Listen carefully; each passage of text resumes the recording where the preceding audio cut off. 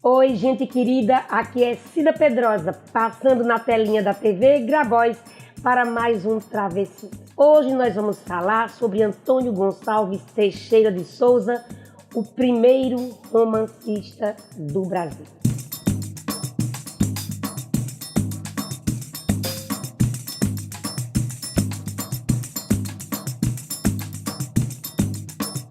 Se a escritora negra maranhense Maria Firmina dos Reis é considerada a autora do primeiro romance político brasileiro, Úrsula, lançado em 59, coube também ao homem negro a primazia de publicar o primeiro romance romântico do país em 43, portanto 16 anos antes do livro de Maria Firmina. Em um e outro caso, é notável que esse pioneirismo nas letras, tanto entre os homens quanto entre as mulheres, tenha emergido do seio do povo negro quando o Brasil ainda vivia sob um cruel regime escravocrata. Porque a gente está falando aqui do século XIX, né? Essas pessoas nasceram no século XIX. Eu preciso registrar aqui que eu não conhecia este autor. Quem me apresentou foi a professora Flávia Suassuna, que também é poetisa, né? Ela me alertou para a sua existência quando eu publiquei aqui no canal o episódio sobre Maria Firmina. E ela disse: Cida, minha querida, Firmina é a primeira em tudo, mas o primeiro romance brasileiro não é dela, é do Teixeira. E eu precisava fazer aqui este registro. Filho de um comerciante português e de uma mulher descendente do povo escravizado, Antônio Gonçalves Teixeira de Souza nasceu em Cabo Frio, no Rio de Janeiro, em março de 1812, há exatos 210 anos. Era apenas 10 anos mais velho que Firmina e, curiosamente, aniversariante do mesmo mês. Por conta da precária situação financeira da família, empobrecida após a independência do Brasil, ele foi obrigado a largar os estudos ainda cedo e trabalhar como carpinteiro. Exerceu a profissão durante 5 anos no Rio de Janeiro, mas retornou à terra natal depois da morte dos 4 irmãos mais velhos. Gente, eu tô meio travada hoje, mas sabe o que é? Eu tô exausta. Vocês estão vendo essa minha voz, essa minha cara de mamão papaya? É quando eu tô cansada disso. Que semana pesada do cão. Aos 20 anos, já tinha perdido os pais e estava sozinho no mundo. Com os parcos recursos que herdou, voltou a estudar com o mesmo mestre, o cirurgião e poeta Inácio Cardoso da Silva. Em 1840, o Teixeira volta para a cidade do Rio de Janeiro e começa a estudar novamente.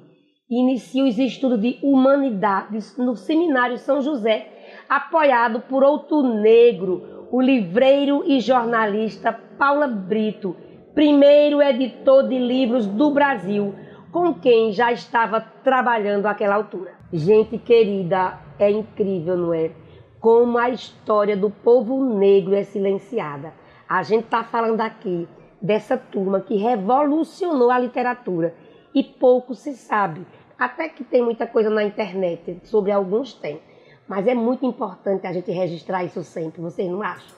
Na editora de Paula Brito, onde Machado de Assis começaria sua trajetória literária para se tornar o maior escritor brasileiro, Teixeira de Souza publica Cornélia, seu primeiro trabalho literário que não foi muito bem recebido pela crítica vigente. Sem se abater, em 41, ele lança sua primeira coletânea de poesias e desta vez ele recebe uma boa crítica e recebe elogios do erudito Cônego Fernandes Pinheiro. Ficou tão motivado que em 43 ele lançou O Filho do Pescador, considerado por José Veríssimo e Ronaldo de Carvalho como o início da prosa romântica do Brasil. O romance conta a história de amor entre Laura e um filho de pescador, Augusto, e tem como ponto de partida um naufrágio ocorrido na então deserta praia de Copacabana. Segundo a maioria dos críticos, Teixeira e Souza conquista o mérito de ser o iniciador do romance brasileiro, porque foi o primeiro a destacar as particularidades do nosso ambiente, seja na utilização das personagens, na representação das paisagens ou ainda na caracterização dos costumes brasileiros. Além de O Filho do Pescador, ele escreveu As Fatalidades de Dois Jovens, Tardes de um Pintor, As Intrigas de um Jesuíta, Gonzaga ou A Conjuração de Tiradentes, Maria ou A Menina Roubada e também A Providência. Também compôs poesia e peças para teatro. Em poesia destacam-se Cânticos Líricos, Os 3 Dias de um Noivado, A Independência do Brasil. Essa última obra lhe valeu um agradecimento do imperador Pedro II e também uma nomeação para um modesto cargo de guarda da alfândega.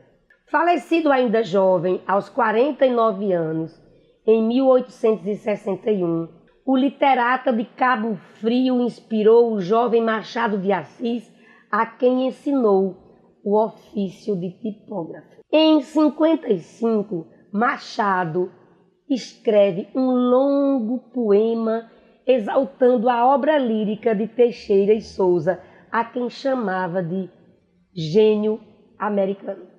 Seus personagens populares, enredados em tramas folhetinescas, bem situadas no contexto de sua época, certamente inspiraram os enredos das novelas televisivas até hoje. Gente querida, falamos aqui de 4 pessoas negras que deixaram uma marca incrível na história da literatura em um tempo em que o racismo era tônica.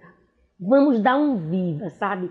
Um viva bem grande para os escritores Teixeira e Souza, Maria Firmina, Machado de Assis e também para o livreiro e editor Paula Brito. Viva vocês que marcaram a história da nossa literatura. Agora vamos de uns versinhos do nosso querido Teixeira. Sou um pássaro que luzi, vendo da aurora os encantos, pelo prado alegremente solta seus festivos cantos. Eu te adoro, ó minha amada, eu te amo como a ave ama a luz na madrugada. Tu és quem minha alma adora e és minha brilhante aurora. Ai, eu queria uns versinhos desse pra mim, é muito lindo. Beijo, nos encontramos na próxima sexta. Tu já se inscreveu no canal? Não? Tu tem certeza? Pois se inscreve, viu? E vai lá, deixa teu joinha, comenta. Quando comenta, o canal cresce. Não se esquece de comentar, não. Manda um beijinho pra mim.